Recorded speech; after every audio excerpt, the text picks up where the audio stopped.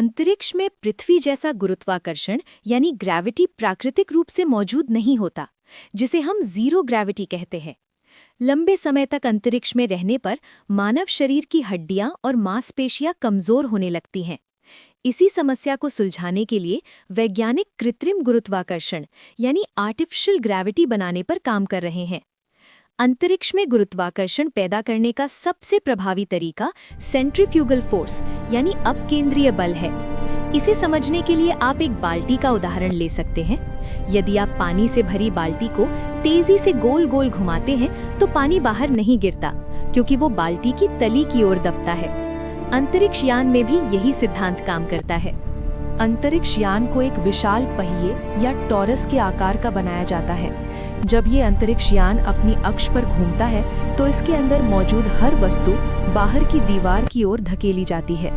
अंतरिक्ष यात्री के लिए अंतरिक्ष यान की बाहरी दीवार फर्श बन जाती है।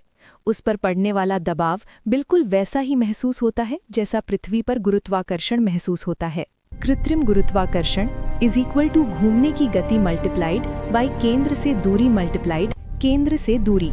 यद्यपि ये सुनने में आसान लगता है, लेकिन इसे हकीकत में बदलना कठिन है। यदि यान छोटा होगा और वो तेजी से घूमेगा तो अंतरिक्ष यात्रियों को चक्कर आने लगेंगे। सिर और पैर के बीच गुरुत्वाकर्षण का अंतर महसूस होगा। इसलिए यान का व्यास बहुत बड़ा होना चाहिए। इतने विशाल ढांचे को अंतरिक्ष में भेजना और उसे लगातार घुमाते रहना बहुत महंगा और तकनीकी रूप से कठिन है। घूमते हुए हिस्सों को स्थिर हिस्सों जैसे सोलर पैनल या डॉकिंग पोर्ट से जोड़ना एक बड़ी इंजीनियरिंग चुनौती है। इंटरस्टेलर और 2001 अ स्पेस ऑडिसी जैसी फिल्में अपनी वैज्ञानिक सटीकता के लिए दुनिया भर में मशहूर हैं। इन फिल्मों में दिखाए गए घूमते हुए अंतरिक्ष यान केवल कल्पना नहीं, बल्कि भौतिक विज्ञान के ठोस सिद्धांतों पर आधारित हैं। सटीकता: यान का आकार और उसके घूमने की गति 5.6 आरपीएम को बहुत सावधानी से कैलकुलेट किया गया था, ताकि वो पृथ्वी जैसा गुरुत्वाकर्षण यानी 1G पैदा कर सके।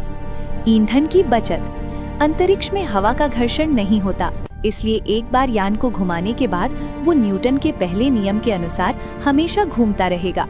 फिल्म में इसे बहुत सटीक दिखाया गया है। चुनौती: हालांकि यान का व्यास थोड़ा छोटा है, असलियत में इतने छोटे यान में घूमने पर आपके सिर और पैरों के बीच गुरुत्वाकर्षण का अंतर महसूस हो सकता है, जिससे चक्कर आ सकते हैं। चंद्रमा का गुरुत्वाकर्षण पृथ्वी के गुरुत्वाकर्षण का केवल 1/6 हिस्सा यानी लगभग 16.6% है। इसका मतलब है कि यदि आपका वजन पृथ्वी पर 60 किलोग्राम है तो चंद्रमा पर आपका वजन केवल 10 किलोग्राम महसूस होगा। भविष्य के अंतरिक्ष मिशनों और फिल्मों जैसे 2001 अ स्पेस ऑडिसी के लिए चंद्रमा जैसा गुरुत्वाकर्षण पैदा करना एक महत्वपूर्ण लक्ष्य है। आइए इसके विज्ञान को विस्तार से समझते हैं। गुरुत्वाकर्षण किसी भी खगोलीय पिंड के द्रव्यमान यानी मास पर निर्भर करता है। चंद्रमा पृथ्वी से बहुत छोटा है।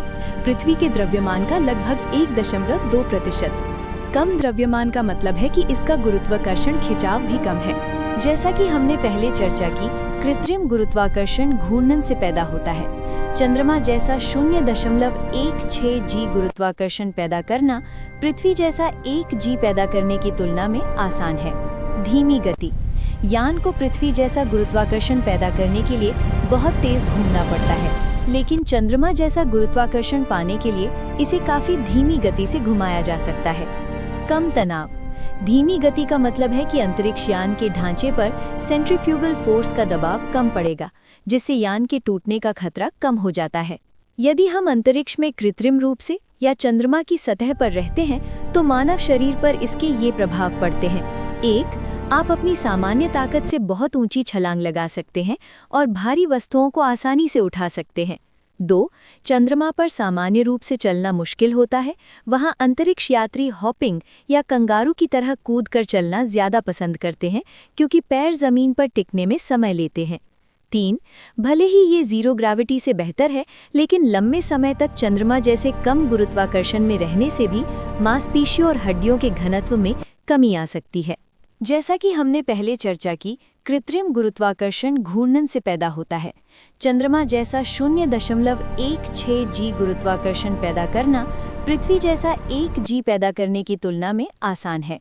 धीमी गति: यान को पृथ्वी जैसा गुरुत्वाकर्षण पैदा करने के लिए बहुत तेज घूमना पड़ता है, लेकिन चंद्रमा जैसा गुरुत्वाकर्षण पाने के लिए इसे काफी धीमी गति से घुमाया जा सकता है। कम तनाव।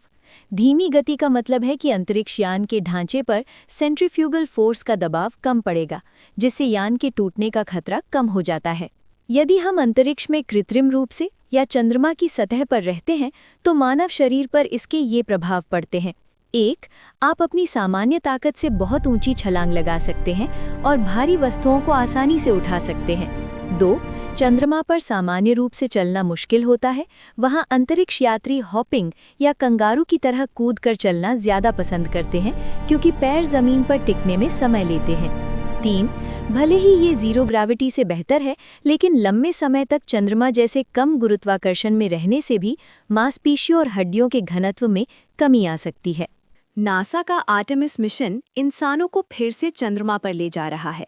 वहां वैज्ञानिक ये अध्ययन करेंगे कि क्या इंसान लंबे समय तक 1/6G गुरुत्वाकर्षण में स्वस्थ रह सकता है। ये मंगल ग्रह यानी 0.38G गुरुत्वाकर्षण पर जाने के लिए एक अभ्यास केंद्र यानी टेस्टिंग ग्राउंड की तरह होगा। कृत्रिम गुरुत्वाकर्षण यानी आर्टिफिशियल ग्रेविटी एक ऐसी तकनीक है जिसके जरिए अंतरिक्ष में भारहीनता की स्थिति में भी पृथ्वी जैसा खिंचाव पैदा किया जा सकता है। ये भविष्य के लंबे अंतरिक्ष मिशनों जैसे मंगल की यात्रा के लिए बहुत जरूरी है, ताकि अंतरिक्ष यात्रियों का स्वास्थ्य खराब ना हो। ये तरीका भौतिकी के तुल्यता सिद्धांत इक्विवेलेंस प्रिंसिपल पर आधारित है, जिसे एल्बर्ट आइंस्टाइन ने समझाया था। यदि कोई रॉकेट लगातार 9.8 मीटर पर सेकंड स्क्वायर पृथ्वी का गुरुत्वीय त्वरण की दर से अपनी गति बढ़ाता रहे, तो उसके अंदर के यात्रियों को बिल्कुल पृथ्वी जैसा भार महसूस होगा। इसके लिए रॉकेट को लगातार ईंधन जलाना होगा।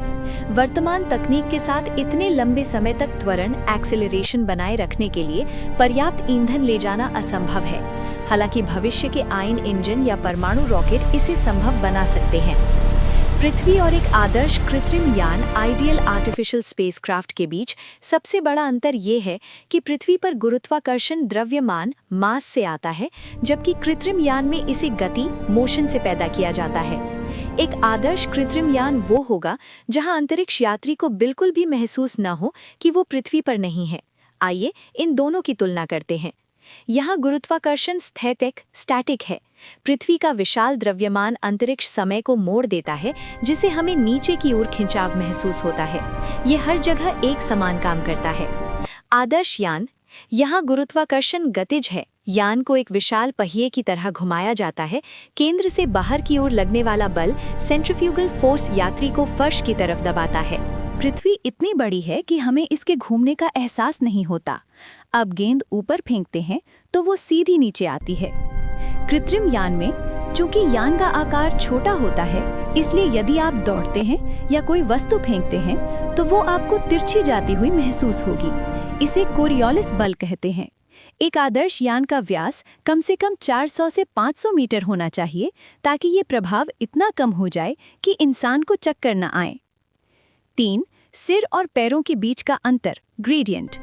पृथ्वी पर आपके सिर पर लगने वाला गुरुत्वाकर्षण और पैरों पर लगने वाला बल लगभग 1G होता है। छोटे कृत्रिम यान में यदि यान छोटा है तो आपके पैरों पर खिंचाव ज्यादा होगा और सिर पर कम। इससे रक्त संचार में समस्या हो सकती है। वैज्ञानिक जेरार्ड ओ'नील ने एक ऐसे आदर्श यान की कल्पना की थी जो कई किलोमीटर लंबा और चौड़ा होगा। इसके अंदर नदियां, पहाड़ और बादल भी हो सकते हैं।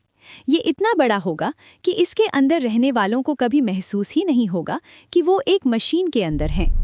वैज्ञानिक जेरार्ड ओ'नील, जिन्हें जेरार्ड के ओ'नील भी कहा जाता है, ने 1974 में अंतरिक्ष में मानव बस्तियों के लिए एक क्रांतिकारी डिजाइन पेश किया था, जिसे ओ'नील सिलेंडर कहा जाता है। ये केवल एक अंतरिक्ष यान नहीं, बल्कि अंतरिक्ष में तैरता हुआ एक पूरा द्वीप यानी आइलैंड है। इसकी मुख्य विशेषताएं निम्नलिखित हैं। 1. बनावट और आकार। 2 जुड़वा सिलेंडर। इस डिजाइन में 2 विशाल सिलेंडर होते हैं जो एक दूसरे के विपरीत दिशा में घूमते हैं। विपरीत दिशा में घूमने से अंतरिक्ष में यान को स्थिर रखना आसान होता है, यानी गायरोस्कोपिक स्टेबिलिटी। विशाल पैमाना। एक आदर्श ओ'नील सिलेंडर लगभग 32 किलोमीटर लंबा और 6.5 किलोमीटर चौड़ा हो सकता है। घूर्णन। सिलेंडर अपने अक्ष पर लगभग हर 2 मिनट में एक बार घूमता है। इस घूर्णन से सिलेंडर की अंदरूनी सतह पर 1G यानी पृथ्वी जैसा गुरुत्वाकर्षण पैदा होता है। अंदर की दुनिया। सिलेंडर के अंदर का हिस्सा खाली होता है, जहां पृथ्वी की तरह हवा यानी नाइट्रोजन और ऑक्सीजन का मिश्रण भरा होता है। इसमें नदियां, पेड़, पहाड़ और शहर सब कुछ बसाया जा सकता है।